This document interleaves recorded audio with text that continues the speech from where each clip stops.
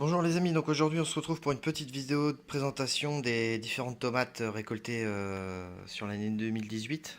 Donc on va essayer de découper ensemble différentes tomates pour voir le cœur et puis je vous explique un petit peu notre ressenti là par rapport à certaines des tomates ici présentes.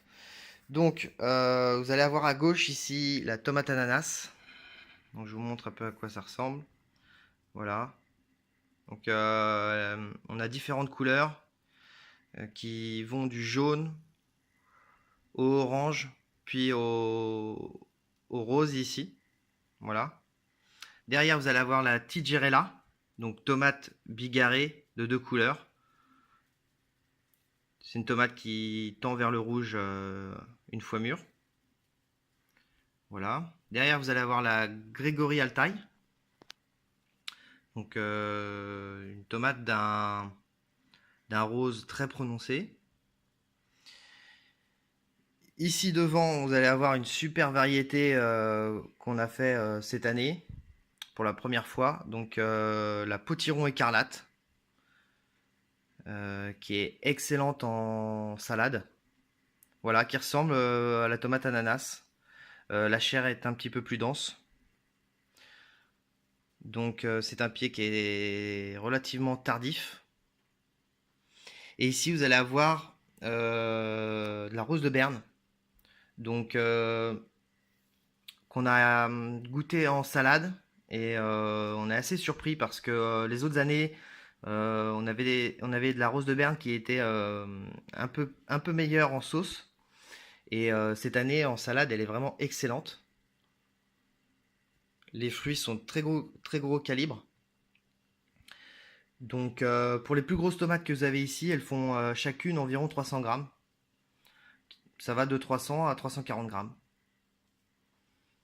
Donc voilà. Donc je vais essayer de sélectionner en fait une seule tomate, on va la découper et puis ça nous permet aussi à nous de récupérer les graines. Donc j'en ai enlevé certaines. Voilà.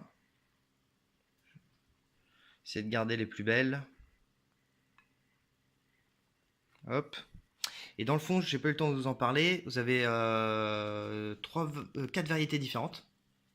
Donc ici la Brandberry qui tend vers un violet vraiment magnifique une fois mûr. Ça rend pas très bien la caméra, mais c'est vraiment un violet très intense. Ici, vous avez la miel du Mexique, la poire rouge et l'andine cornue, qui est une tomate pleine qui passe très bien en salade. Voilà. Donc, on va commencer par la potiron écarlate. Voilà. Donc, c'est parti.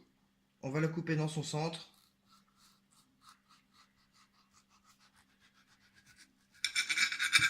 Voilà l'intérieur. Donc celle-ci, elle a, pour le coup, elle a un peu plus de graines, mais on peut en trouver avec moins de graines. Ça va du orange au vert et au rose. Voilà. Donc pour ce qui est de la tomate ananas, c'est parti.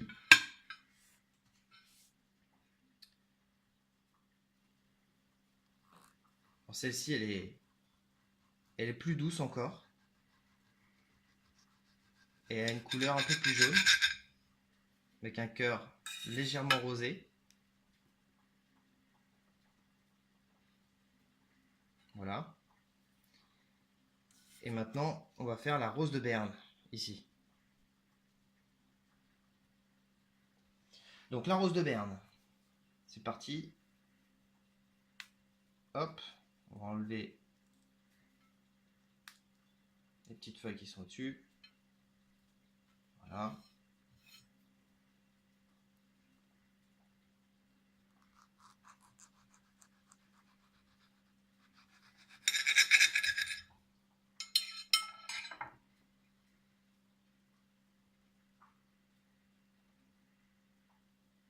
Alors je pense qu'il y a dû avoir un croisement peut-être avec la rose de Berne parce qu'en général on trouve pas un cœur comme ça.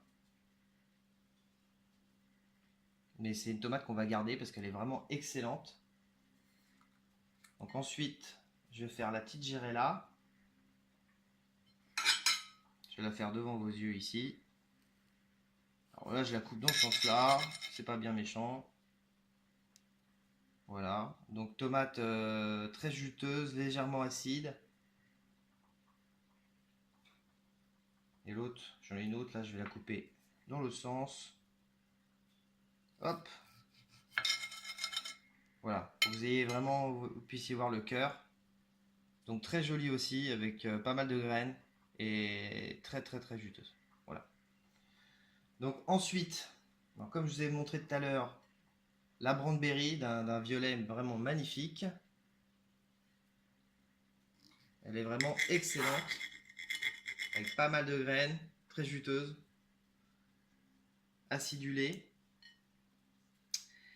La poire rouge, qui est très bonne aussi en salade, résiste plutôt bien aux maladies aussi. Voilà. Donc ici, la miel du Mexique, qui a vraiment un goût qui lui est très très propre, plutôt sucré. Et pour finir, l'Andine Cornue.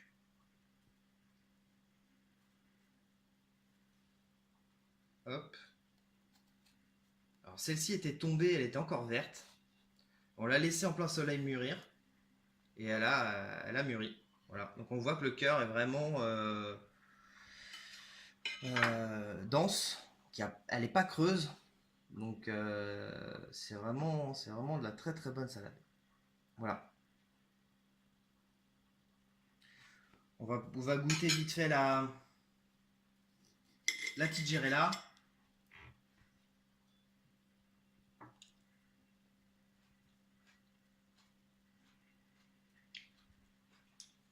Elle est très rafraîchissante. Elle me fait penser à la Green Zebra. Donc elle est vraiment très bonne.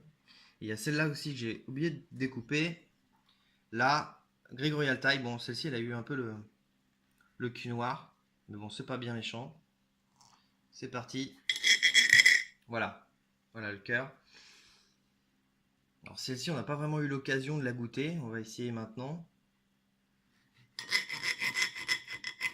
On va goûter ça.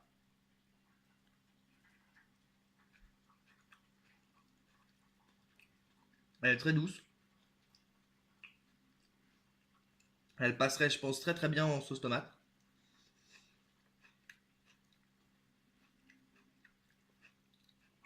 Elle a vraiment une saveur particulière. Elle ressemble un peu à la rose de Berne. Donc j'ai quand même un doute sur cette variété-là. Hein, parce que les roses de Berne, j'ai jamais vu de rose de Berne comme ça avec un cœur de la sorte. Alors je sais pas, je pense que c'est un croisement qui a dû avoir lieu l'année dernière.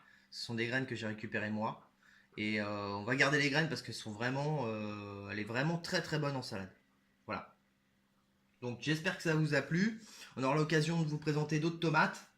On a de la Green Zebra aussi qu'on devrait commencer à récolter prochainement. Voilà, on a fait à peu près le tour. On avait fait aussi de la Barbagnaca, donc on en a ici de la Barbagnaca, des petites tomates cerises, vraiment comme ça. Elles sont vraiment toutes petites. Elles sont vraiment meilleures une fois bien mûres.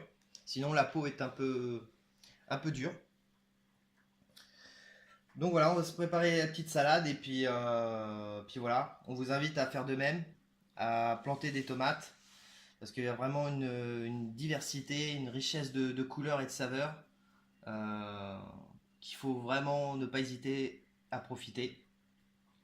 Voilà, je vous remontre encore un peu les tomates. Donc ici, potiron écarlate, excellente en salade. Hein. Tomate ananas, ça vous avez la comparaison des deux. Donc là, c'est vraiment l'explosion au niveau des récoltes. On a fait le calcul, aujourd'hui on a récolté environ 1,1 kg. Donc en moyenne, on fait environ 1,1 kg en pleine saison. Donc c'est très bien pour notre petite famille. Voilà, j'espère que ça vous a plu. Bonne continuation à tous. et bonnes vacances. Ciao!